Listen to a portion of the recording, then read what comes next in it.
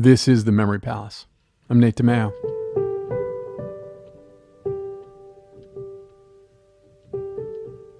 They took a lion cub from the Nubian desert, and they put him in the movies. They called him Jackie, trained him to sit and come on command, to rear up, to look fierce but not be fierce. They kept him well fed so he wouldn't eat anyone.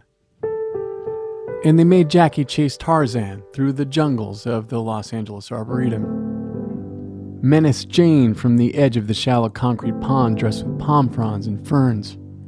Around the corner from the ersatz suburbs on the MGM backlot, where he scampered about for the cameras until some director called cut, and had sufficient footage to make it appear that Jackie was chasing Laurel and or Hardy.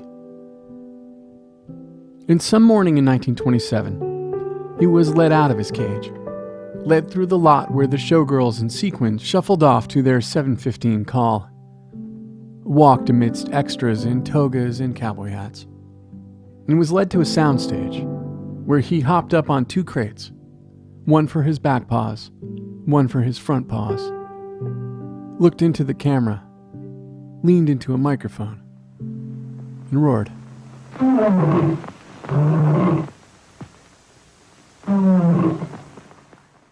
That roar would be heard hundreds of times a day, at thousands of movie theaters across the movie-mad world. It was the late 1920s, and the movies were it. They were the thing you did. Everyone, every demographic, everywhere. There were 20,000 theaters in the U.S. alone. There were vast movie palaces, with velvet curtains and gilt ceilings, balconies and orchestras and loges and tuxedoed ushers in every big city. And there were silver screens and folding chairs and storefronts and old vaudeville halls in just about every hill and holler. A nickel, a dime, for a feature or two, a newsreel, shorts, cartoons. A couple of coins for a whole evening's entertainment. For a whole afternoon's childcare. And now with sound. There was sound now. Broadway melodies, thundering cavalry, cannonades, tap shoes, sighing lovers, captured forever, like Jackie, roaring. At the beginning of every MGM picture, 10 seconds in time, captured forever.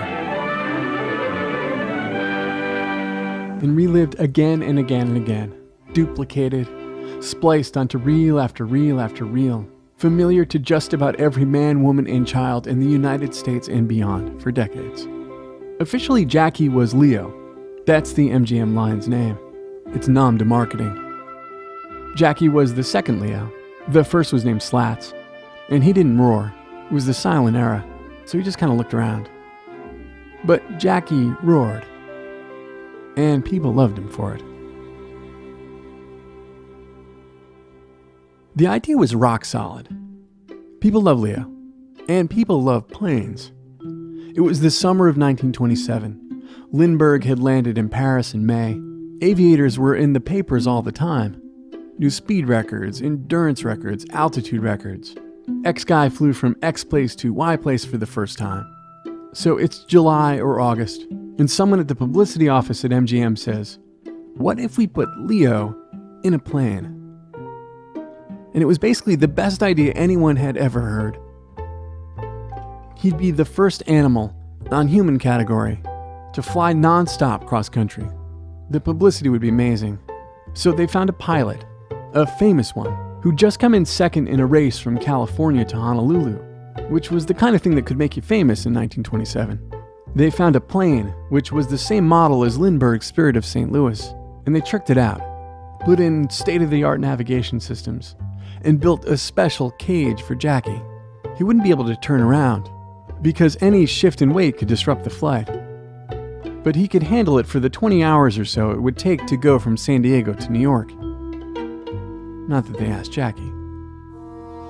And the press and the public ate it up and descended upon a Southern California airfield to wish their beloved Leo bon voyage. And the voyage was going totally bon, until they flew over Arizona. And the famous pilot dipped down to wave to a relative as he passed near her house, and couldn't regain altitude, and he clipped a tree, and the plane went down in the middle of the Arizona desert. Jackie survived. You can breathe easy. The plane broke up, but the cage remained intact, and the famous pilot left him some sandwiches and water. And 4 days later, he came back with some cowboys and found Jackie hungry but healthy. It was a bad look for MGM, nearly killing its mascot. But there is no bad publicity, right? And so Leo the Lion became Leo the Lucky, and Jackie went on tour. No plane this time. He was driven in a custom-made 24-foot-long car, outfitted with a gilded cage with room to turn around. He traveled in a 3-car caravan with a 54-note circus calliope, and a trainer, and a manager, and valets, who were there, they said, Philadelphia Zoo, where he died pretty young of a bad heart. There have been far worse lives led by African lions in North America. There were other Leos after Jackie, each made to do things they weren't born to do. But Jackie is still captured forever. You can see him at the beginning of the old movies. Catch him on.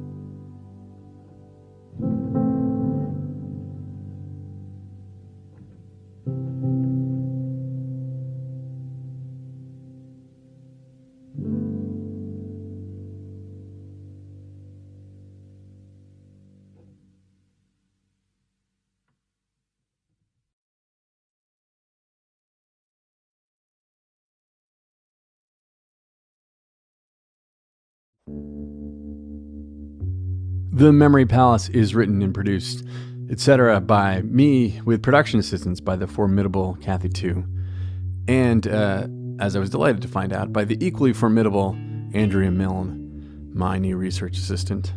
These are new and exciting days here at the Memory Palace.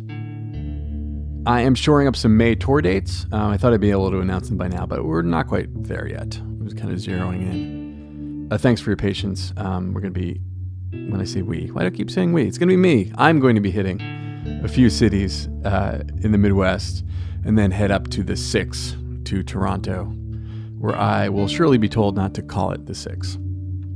Radiotopia and PRX are sponsored by the Knight Foundation and MailChimp, who celebrates creativity, chaos, and teamwork, and by listeners like you.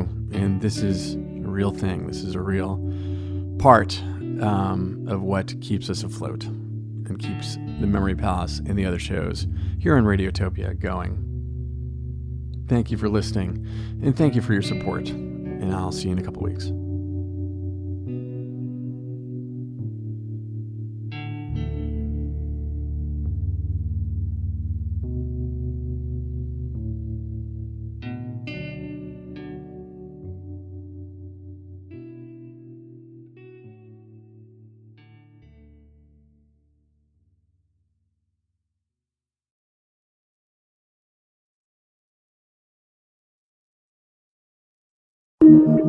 Radiotopia.